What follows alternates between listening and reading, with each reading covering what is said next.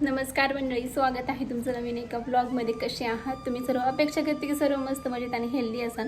तर नवीन दिवसाची छान अशी सुरुवात झाली. सर्वांना प्रथम श्री स्वामी समर्थ. तर आज आहे दत्त जयंती आणि सकाळी सकाळी उठल्या म्हणजे स्टोरी काय झाली सांगते. तर आहे ना, माझे इंस्टाग्रामला 50,000 फॉलोअर्स हे कंप्लीट झाले आहेत. सकाळी 2 दिवसापासून माहिती होतं, फक्त 39,960 हां. तर तेवढे म्हणजे अगदी 40 फॉलोअर्स मला राहिले होते 2 दिवसापासून. आणि एक व्हिडिओ अचानक व्हायरल गेला. एक व्हिडिओ व्हायरल गेले की त्यातून 500, 600 किंवा 1000पर्यंत फॉलोअर्स भेटतात. तर मग एक व्हिडिओ व्हायरल गेला आणि कालच गेला बरं का तो. म्हटलं की यार कालच्या दिवशी नको, मला दत्त जयंतीच्या दिवशीच, म्हणजे मी 2-3 दिवसापासून पाहत होते की कोणता स्पेशल डे आहे की त्या दिवशी माझे फॉलोअर्स कंप्लीट होऊ दे. तर मग कालच्या दिवशी म्हणजे काल फक्त किती 3 का 4 राहिले होते. आणि आज मला वाटलं की कालच्या दिवशी होऊन जातील म्हणून मी झोपून घेतलं आणि अपेक्षा सोडली. आज उठल्यावर पाहते की म्हणजे 49,999 एवढे फॉलोअर्स झाले होते. फक्त एक फॉलोअर्स कमी होता. मी स्वामींना म्हणलं पण होतं की प्लीज स्वामी उद्याच्या दिवशी होऊ दे म्हणून, कारण एक स्पेशल मोमेंट किंवा लक्षात ठेवायला पण बरं पडतं किंवा इतकं छान असं आजचा दिवस आहे तर मग त्या दिवशीच होऊ द्या. तर मी फक्त रिफ्रेश करत होते 2दा-3दा, तर एक फॉलोअर्स माझा पूर्ण झाला, म्हणजे 50,000 फॉलोअर्स. आणि ते पण सकाळच्या इतक्या शुभ मुहूर्तावर, म्हणजे उठल्या मी पाहिलं होतं तर तेव्हा झाले आहेत. म्हणजे आजच्या दिवशी माझे 50,000 फॉलोअर्स इंस्टाग्रामला पूर्ण झाले आहेत. आणि खूप आनंद होत आहे. म्हणजे सकाळी अक्षरशः डोळ्यातून पाणी आलं, म्हणजे किती लीला घात असते. आणि अजून एक सांगायचं होतं, आमच्या इथे म्हणजे मठामध्ये, इथे मठ आहे शेजारी म्हणजे 2 किलोमीटर आहे इथून. तर तिथे जाते मी. आणि म्हणजे रोज नाही जाता येत, पण असं काही स्वामींचं असेल तर ते नक्की जाते. घरी वाचायचं होतं पण घरी इतकं हे होत नाही की तिथं मठामध्ये जाऊन वाचायला. तर मला जायचं होतं आणि माझ्या पिरियडची डेट कालची होती. तर म्हणलं की प्लीज नको येऊ दे, कारण अजून पण नाही आले. तर आहे ना, हे एक म्हणजे असंच छोटे अनुभव ना सारखे येत राहतात. त्यामुळे स्वामींवरचं असा विश्वास असा अजिबात कमी होत नाही. त्यामुळे ना खरंच तुम्ही पण स्वामींचं जर करत नसताना तर नक्की करा. माझ्यामुळे 1-2 सेवेकरी घडले तर तेवढंच मला पुण्य पण घडेल. चला, आता मी छान आंघोळ वगैरे केली आहे. सकाळचं स्वयंपाक वगैरे सगळं झालं आहे. सकाळी शूट करायचं होतं पण उशिरापर्यंत मग ते 50,000 फॉलोअर्स स्टोरी ठेवा, हे ठेवा, ते ठेवा, मग काय. आणि आता आहे ना, देवपूजा करायची आहे. देवपूजा पहिली करून घेते आणि मग तुमच्याशी बोलते. आज मठामध्ये पण जायचं आहे हे वाचायला, स्वामीचरित्र सारामृत ग्रंथ वाचायला. चलो. तर चला म्हणलं आता ना पहिली देवपूजा करून घेऊया, कारण आता जवळजवळ 9:30, हां बघा समोरच्या घड्याळ दिसत आहे, म्हणजे 9:45 वाजत आले आहेत. तर मग 9:45 वाजता मी आता इथे देवपूजा करत आहे. सकाळचं लवकरच आवरलं होतं बरं का, लवकर उठले होते. दोघांना पण दत्त जयंती होती म्हणल्यावर सकाळची शाळा होती. मग काय भैया पण गेले होते स्कूलला आणि मिस्टर पण गेले होते स्कूलला, सकाळची शाळा असल्यामुळे. मग काय दुपारपर्यंत येणार होते. मग अनु पण अजून झोपली होती, त्यामुळे म्हणलं अनु उठायच्या आतमध्ये आपण सगळं आवरून घेऊया, कारण उठल्याच्या नंतर मग तिला पण मदत करायची असते. आणि मग काय 1 तासाचं कामाला 2 तास तर लागतातच, कारण लहान मुलं मध्ये करायच्या वेळेस तर काय. मग माझे देवघर असं वरती आहे ना, तर ते मला खाली पाहिजे ॲक्च्युली, पण माझ्याकडे देवघर नाही आहे. तर मग मी आता ना उन्हाळ्यात आणणार नक्की देवघर आणि त्याला मी खाली स्थापन करणार आहे. कारण आता अनु मोठी झाली आहे. अनु छोटी होती ना आधी, तेव्हा तर ती सारखी देवांना असं अंथरुणात वगैरे घ्यायची, त्यामुळे मी वरती ठेवलं होतं. पण आता माझी खूप इच्छा आहे की खाली ठेवायचं आहे, कारण बसल्या देवपूजा करायलाही सोपं होतं आणि एक प्रसन्न भारी वाटतं. पण असं उभ्याने ना अजिबात नाही आवडत मला. पण ठीक आहे, आता काय, जोपर्यंत देवघर येत नाही माझ्याकडून तोपर्यंत ना मी असंच करणार आहे. उन्हाळ्यात मी 100% देवघर आणणार, म्हणजे आणणार, काहीही होऊ दे, गावावरून आणणार. तर छान असं देवांना सगळे अंघोळ वगैरे घातली, छान अशी पूजा मांडली. ज्या देवांना दागिने वगैरे आहेत, ॲक्च्युली मला सगळ्यांना दागिने घ्यायचे आहेत, पण ते आता बघू कसं पॉसिबल होतं ते. तर मग ते सगळ्यांना दागिने वगैरे घातले. स्वामींना गंधगोळी वगैरे लावली, बाकी मग हळदी कुंकू वगैरे लक्ष्मीला वगैरे, म्हणजे जे काही असते ना प्रत्येकाचं ते सगळ्यांना लावून घेतलं. इकडच्या बाजूला ठेवलं आहे, त्यामुळे मग इकडं वळा आणि एकच म्हणजे ना जे आपली तोंड असतं ना ते पूर्वेकडेच असावं आपली देवपूजा वगैरे करताना. त्यामुळे माझं मग इकडे पण होतं तिकडे पण होतं, त्यामुळे मला खाली देवघर करायचं आहे. तर इथे ना माझी अगरबत्ती संपली होती, त्यामुळे मग आता फक्त दिवा लावून घेतला आहे.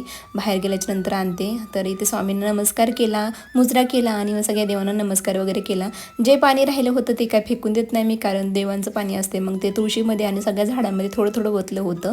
आणि नंतर आज मला आहे ना आता ॲक्च्युली हे पहिल्यांदा काम करायला पाहिजे, पण आज उशीर झाला किंवा आज लेट झालं तर ही क्लिप आहे ना मी स्टार्टिंगला पण टाकू शकत होते, पण जे झालं ते रिअल तुम्हाला दाखवते मी.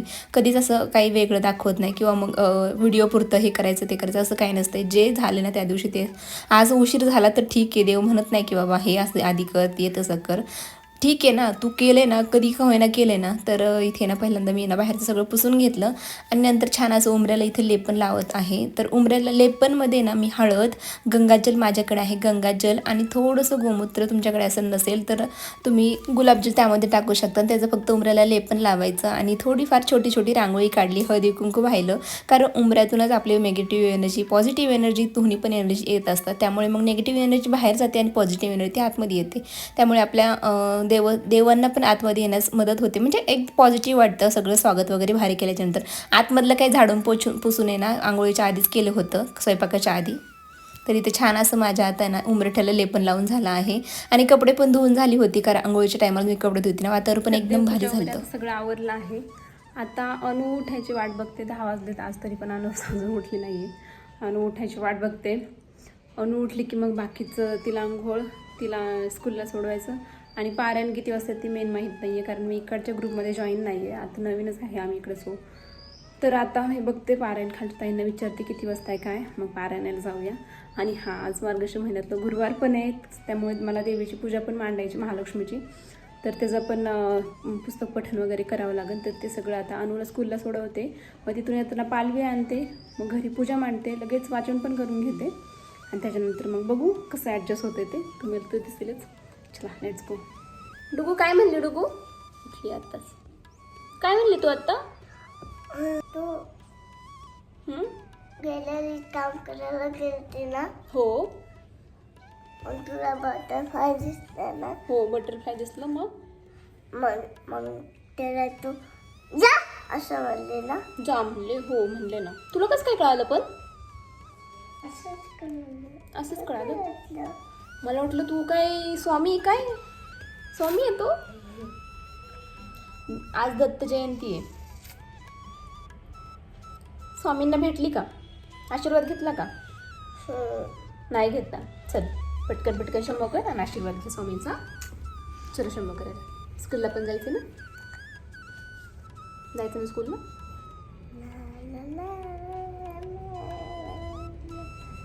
अनुला आंघोळीला न्यायच्या आधी अनु असं झोपली पूर्णपणे, कारण तिला लोटांगण घालूनच आशीर्वाद घ्यावा लागतो. ती म्हणली पहिल्यांदा आंघोळीच्या आधी मला आशीर्वाद घ्यायचा, नंतर आंघोळ करूया आता आपण. मग काय तिला म्हणलं अगं उठ आता, झाला आशीर्वाद घेऊन. पण काय तिला असंच थांबायचं होतं. अगदी 5-6 मिनिट अशी थांबली ती आणि नंतर उठली. नंतर आंघोळ वगैरे घातली, छान कपडे घातले, कारण स्कूलला जायचं होतं. आणि केस धुतली होती आज, त्यामुळे मग काय केसांना गुंडळलं होतं तिच्या. कारण आता ना तिच्या केसांची थोडीशी काळजीच घ्यावती. मी पहिल्यांदा आठवड्याला धुत होते तिची केस, पण आता आठवड्यात म्हणजे 2 दिवस आडा असं केस धुते, एका दिवस आडा. कारण एवढ्या लहानपणी केस गळणं किंवा केस थोडीशी पांढरी होणं किंवा मग डॅन्ड्रफ हे इतका लहानपणी काही चांगलं नाही आहे. त्यामुळे मग मी तिच्या आता केसांची छान अशी काळजी घेते. तेव्हापासून तिचे ना म्हणजे केस ना एक पण असे गळत नाही येतं किंवा मग केसांमध्ये डॅन्ड्रफ वगैरे सगळं बंद झालं आहे. तर हे ना मी कालच्या दिवशी बनवलं आहे तुम्हाला, तर मी तो नंतर दाखवतेच, उद्याच्या व्हिडिओमध्ये दाखवेल. तर मी तुम्हाला पहिलं सांगते की कलश आज धुतला आहे बरं का छान. मागच्या वेळेस त्यांना खूप घाई झाली, तर कलश धुवायला पण टाईम नाही होता मला. तर मी आज छान लिंबानी आणि मिठाने धुतला आहे. तर घरी स्कूलला सोडून आली आणि आता पालवी पण आणली, म्हणजे काही पानं आपल्याला लागतात ना ती आणली. आणि मग आता घरी आल्याच्या नंतर इथे पूजा मांडायला लागली आहे. मी लवकरच मांडायची होती, कारण मग आता नंतर मठामध्ये वगैरे जायचं होतं. पण एक मोठं कारण झालं ते तुम्हाला सांगतेच. पण पहिल्यांदा इथे ना पूजा मांडून घ्यायला लागली आहे मी. आता इथे ना देवीची ओटी भरायची, म्हणजे जे तांदूळ वगैरे असते ना प्रत्येक आता गुरुवारी तेच वापरायचं आणि शेवटच्या गुरुवारी ते पाण्यात अर्पण करायचं. तर असंच असते आमच्या इकडे. तुमच्याकडे कसं असतं ना नक्की कमेंटमध्ये सांगा. प्रत्येक गुरुवारी वेगवेगळं वापरता का, तेच प्रत्येक गुरुवारी वापरता हे मला कमेंटमध्ये नक्की सांगा. तर दागिने वगैरे काय असं ना ते सगळं आणलं होतं. आता स्वस्तिक मागच्या वेळेस काढला होता कलशाच्या खाली, पण ना काय असंच ठेवतं, त्यामुळे मी काय तसंच ठेवलं मग. आणि जो आंब्याचा ढगळा असतो ना तो डायरेक्ट त्यामध्ये ठेवला. आणि मग देवीचे काही दागिने वगैरे असतील ना, तर मंगळसूत्र वगैरे, मग तेच आता अर्पण वगैरे केलं आहे. आणि मला मुखवट वगैरे आणायचं होतं, पण कधी नशीब लागतं काय माहिती, मी विरवाडीतच नाही गेले मागच्या गुरुवारपासून. म्हणजे इथे जवळच सिटी आहे तिथंच नाही गेले. नंतर रांगोळी वगैरे छान काढली, बाकी सगळं झालं होतं, फक्त रांगोळी काढायची होती. आणि पुस्तक पठण करायचं होतं. मग काय रीती रांगोळी काढायला लागले मी छान अशी. बाहेर पण रांगोळी थोडीशीच काढली. मला रोज ना जास्त मोठी म्हणजे पहिल्यांदा आवडत होती बरं का, पण आता एवढत आहे ना म्हणजे तीच रांगोळी इथे काढायला आवडत नाही, कारण मग इथालची रांगोळी परत ती भरा, परत ती डस्टबिनमध्ये टाका, हे खूप ह्याचं काम आहे, हेक्टिक काम आहे. आपल्या गावाकडे कसं असतं शेणकुटाचं म्हणजे बाहेर ओटा वगैरे असतो, मग त्यावर काढायची. आता आमचा एवढं बंगला आहे, पण बाहेर आम्ही रांगोळीसाठी असं शेणाचं म्हणजे सारून वगैरे घेतो, मग ती रांगोळी तशीच म्हणजे जाते ना. पण ही रांगोळी परत भरा आहे, ते खूप हेक्टिक काम आहे. त्यामुळे मी काय आता रांगोळी जास्त मोठी काढायच्या काही भानगडीत पडत नाही. जशी आहे छोटी आहे ना ही, आता ही पण उद्या भरून ठेवायची परत. मग ती ना रांगोळी वेस्टच जाते. मग मला ते काही भारी वाटत नाही, त्यामुळे मी छोटी छोटी रांगोळी अशी काढते. आणि छान अशी सुंदर अशी माझी इथे रांगोळी पण काढून झाली आहे आणि पूजा पण मांडून झाली आहे, तुम्हाला आता दाखवते. आणि फरशीवर रांगोळी काढल्याच्या नंतर हाताने थोडंसं त्याला वेगळं डिझाईन पण करता येते, ते एक छान आहे बरं का. नंतर इथे नमस्कार वगैरे घेतला आणि छान असं माझं इथे ना पूजा मांडली आहे. कशी वाटते नक्की कमेंटमधून सांगा. छान अशी पॉझिटिव्ह आहे.